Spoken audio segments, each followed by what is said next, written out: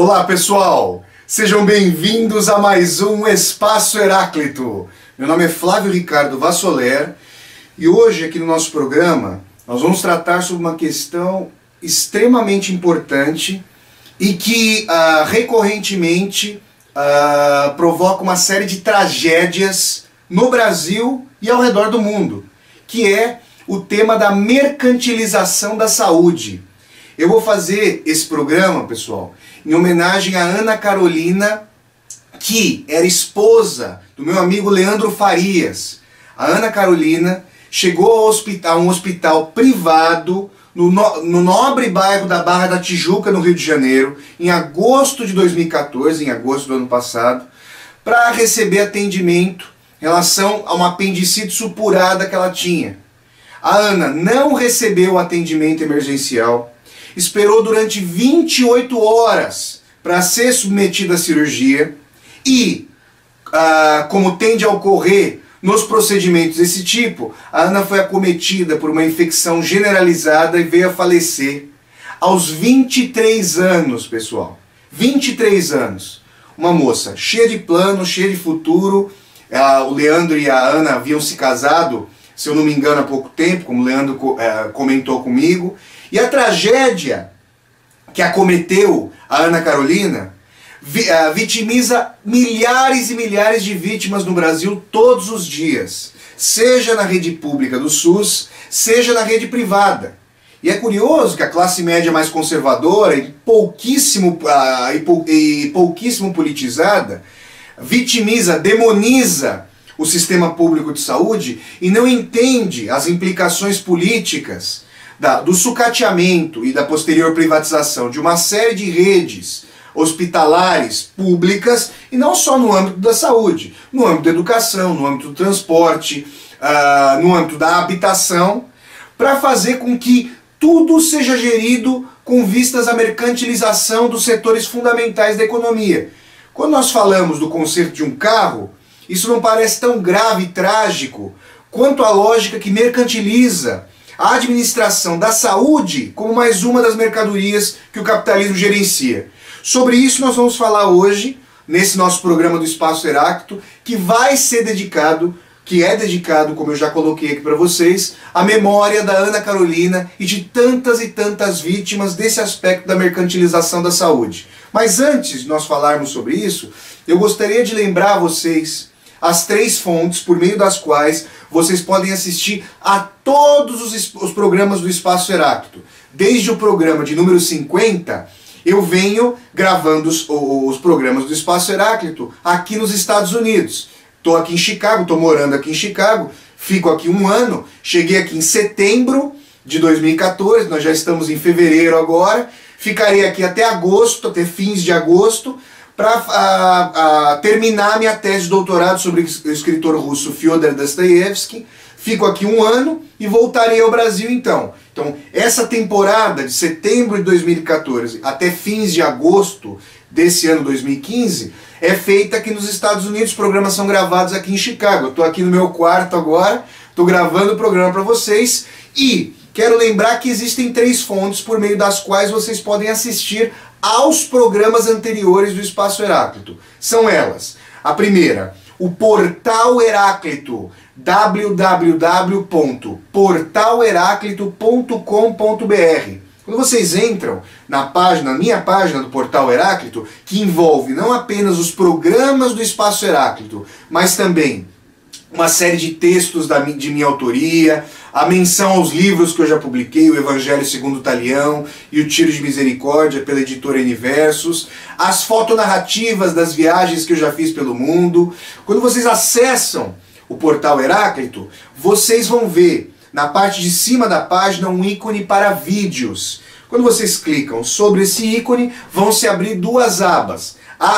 Uma delas é a aba do Espaço Heráclito. Quando vocês clicam sobre essa aba, vão se abrir, até agora armazenados, os 57 programas que compõem a trajetória do nosso Espaço Heráclito, que teve início, é bom lembrar, em setembro de 2013. Tudo bem? As outras 2 fontes são o YouTube, em cuja página estão disponíveis todos os programas do Espaço Heráclito também, e a página da TV UOL, onde estão disponíveis a maior parte dos programas está disponível ali. Não todos, mas a maior parte na TV UOL. No YouTube, no portal Heráclito, sim. E vale lembrar que os programas estão intitulados e estão numerados, de maneira que vocês podem acompanhar a trajetória. Isso não significa que haja uma causalidade, uma necessidade de temáticas, de estruturação de temáticas, porque o programa, como vocês sabem, discute questões sociais, políticas, filosóficas e artísticas, com ênfase muitas vezes aqui no métier desse escritor, que é a literatura. Tudo bem, pessoal? Então, hoje eu quero, feito esse anúncio aqui para vocês, e vou controlando o tempo aqui do nosso primeiro bloco, eu quero discutir uma questão seríssima, que é a questão da mercantilização da saúde. E aproveito que eu estou aqui nos Estados Unidos, que eu estou aqui em Chicago, e indico a vocês, antes de mais nada, um filme, um documentário que eu considero fundamental para fazer esses debates, que é o documentário Sickle, que em Portugal teve a tradução como Doente, e se eu não me engano no Brasil não houve tradução. Ele foi veiculado com um título em inglês, Sickle, Doente, do documentarista norte-americano, cineasta norte-americano Michael Moore, por quem eu tenho muito respeito.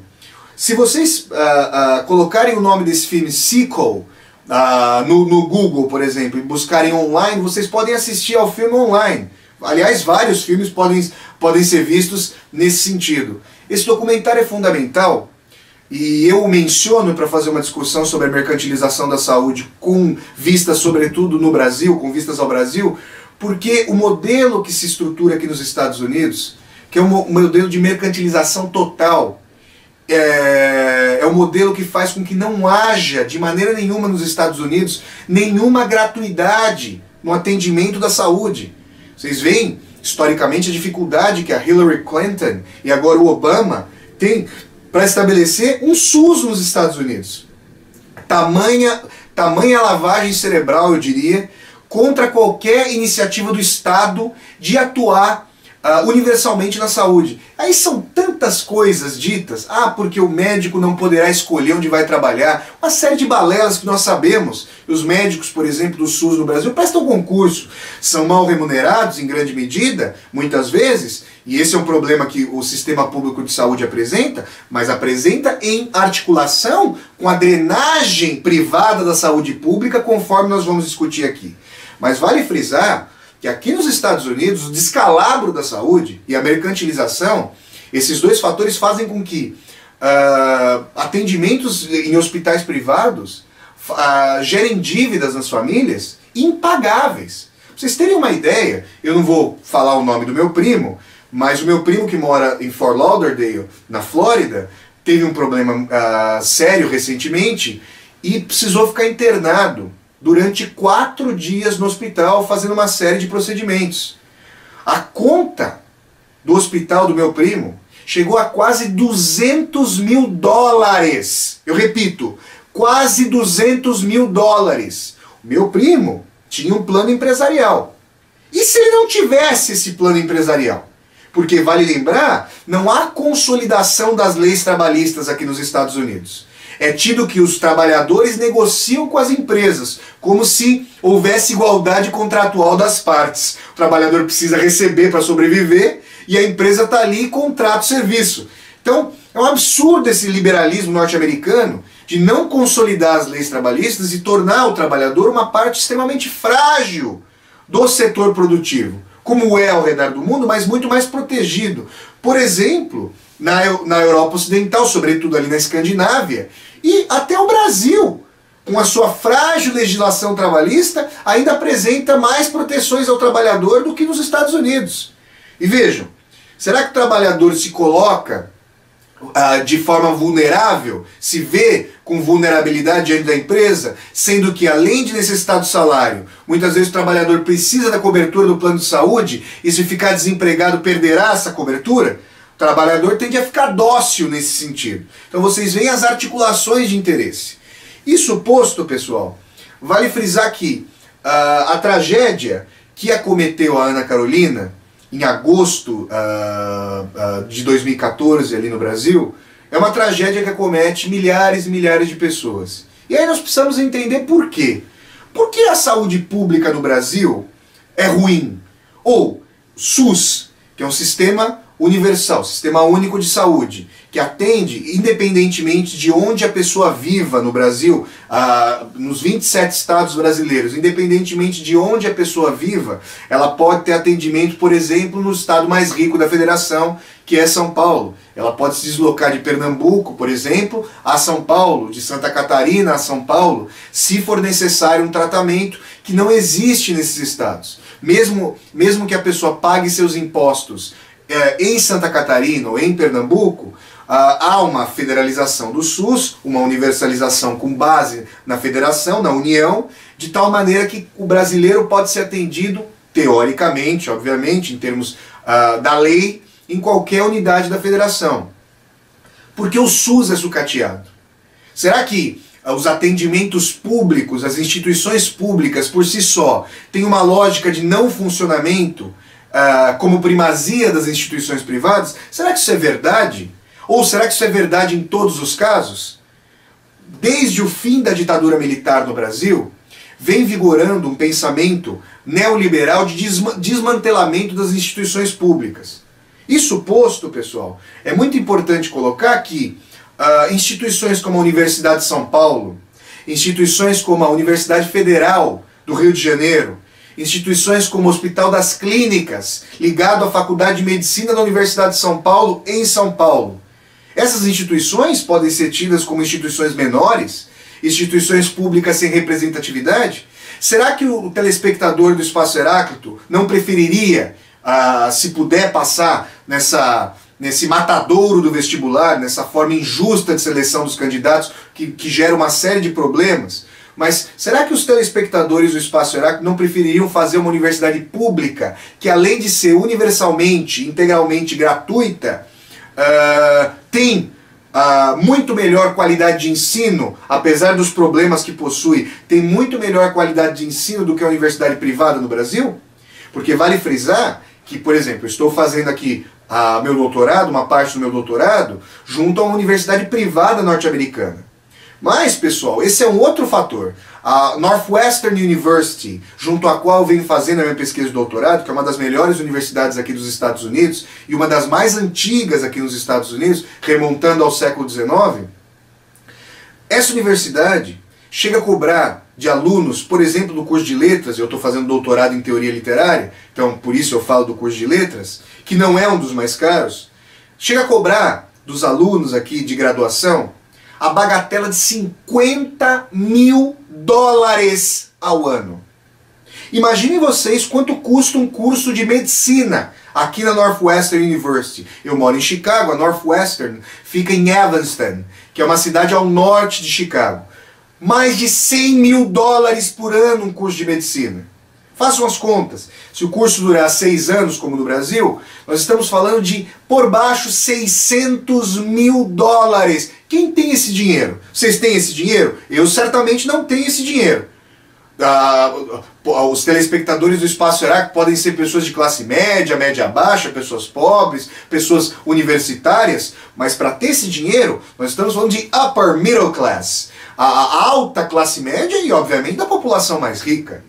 Isso gera uma série de distorções e as universidades privadas que existem, aliás, me desculpem, as universidades públicas que existem aqui nos Estados Unidos são universidades de muito menos prestígio e inserção no âmbito acadêmico de pesquisa do que Harvard, Yale, Northwestern, Princeton, Columbia. Todas essas universidades muito famosas e prestigiadas aqui nos Estados Unidos são as que têm inserção em termos de pesquisa, com esse enorme patrimônio que possuem. Já no Brasil se dá o oposto. Como os telespectadores do Espaço Heráclito devem saber, as instituições privadas são aquelas que deterioram o âmbito da pesquisa em função de um ensino cada vez mais tecnicizado, em função da escolarização da universidade, sem o tripé da extensão e da pesquisa, fazendo com que o ensino seja o foco maior e um ensino de qualidade extremamente duvidosa, justamente porque não é municiado por novas pesquisas. Os professores, eu já fui professor de universidade privada, os professores da universidade privada muitas vezes não recebem um salário em função da sua pesquisa, recebem um salário em função das horas de aula que vão ministrar. E nesse sentido, a produção de conhecimento, a pesquisa, que é justamente aquela que vai trazer, arejar o ensino na universidade, é solapada em função da reprodução do conhecimento nas aulas.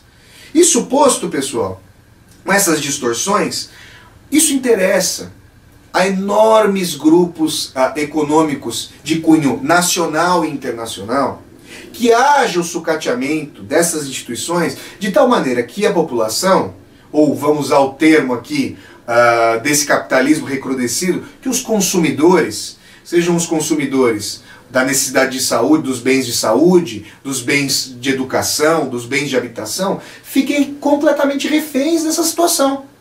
Uma pergunta que nós estamos chegando aqui, eu vejo aqui no meu notebook com o relógio, nós estamos chegando ao fim do primeiro bloco, mas eu termino, me encaminho para o final desse primeiro bloco com uma pergunta completamente retórica. Se vocês não precisassem pagar por um atendimento público de saúde de qualidade, se vocês tivessem um SUS de qualidade, vocês contratariam planos de saúde privados? Vocês pagariam? Tinha um tio meu, cuja mãe faleceu, e ele pagava o plano de saúde privado para a mãe dele, que passou dos 80 anos. R$3.000 por mês. R$3.000. R$3.000, pessoal, são a renda, representam a renda de uma renda maior do que a renda da maior parte da população brasileira. Pra vocês terem uma ideia. E é uma renda extremamente achatada. Com R$3.000, por exemplo, é muito difícil viver em São Paulo. Dada outro setor importante, a especulação imobiliária, inflando o preço dos imóveis. É muito difícil sobreviver em São Paulo com R$3.000 de renda familiar. Vejam vocês, como é que se paga aluguel, se come e se locomove? Como é que isso acontece? Isso é muito problemático. E esse meu tio chegava a pagar R$3.000 por mês para sua mãe de convênio de saúde. Será que ele pagaria esse valor se tivesse condições de ter acesso a um SUS de excelente qualidade?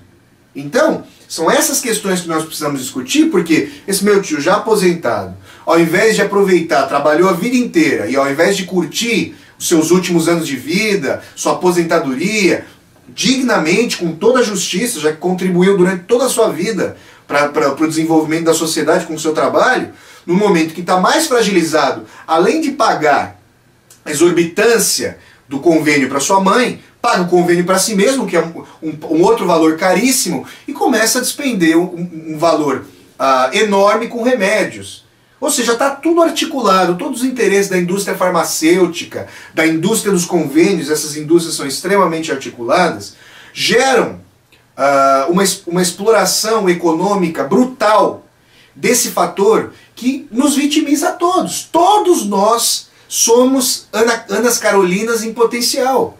Todos nós o somos. Porque todos nós vamos morrer e nesse sentido todos nós, em algum momento da vida, já ficamos muito doentes, seriamente doentes, precisamos de atendimento, fizemos cirurgias, vamos fazê-las, e nesse sentido, essa discussão sobre a mercantilização da saúde nos atinge, se não imediatamente, se não agora, nos atingirá em pouco tempo. Então, pessoal, eu vou encerrando aqui esse primeiro bloco do Espaço Heráclito e nós voltamos para fazer uma discussão sobre a articulação política da mercantilização da saúde, aí sim, sobretudo no Brasil. Então voltamos daqui a pouco com o segundo bloco desse nosso Espaço Heráclito de hoje, que discute a mercantilização da saúde. Voltamos já já, pessoal.